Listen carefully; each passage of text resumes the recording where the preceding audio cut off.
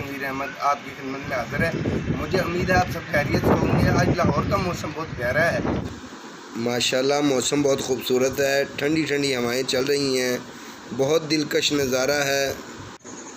माशाल्लाह सुबह सुबह मौसम बहुत खूबसूरत हो गया है। बादल ने आसमान को छपा दिया है और लाहौर में हल्का हल्का अंधेरा भी छा गया है और साथ ठंडी हवाएं भी चल रही हैं, जो इस गर्मी के मौसम में जिस्म और दिल को सुकून दे रही हैं। ये कुदरत के नज़ारे हैं जो अल्लाह पाक ने हमें अता किए हैं।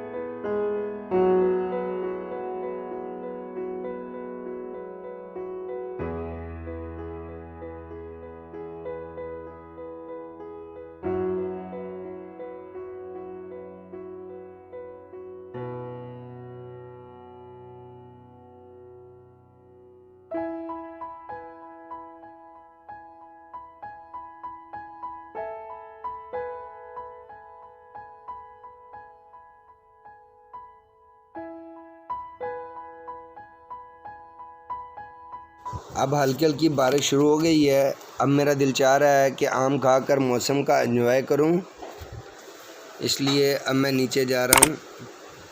माशाल्लाह मौसम बहुत प्यारा है और ठंडी हवाओं की वजह से लाहौर का मौसम चेंज हो चुका है।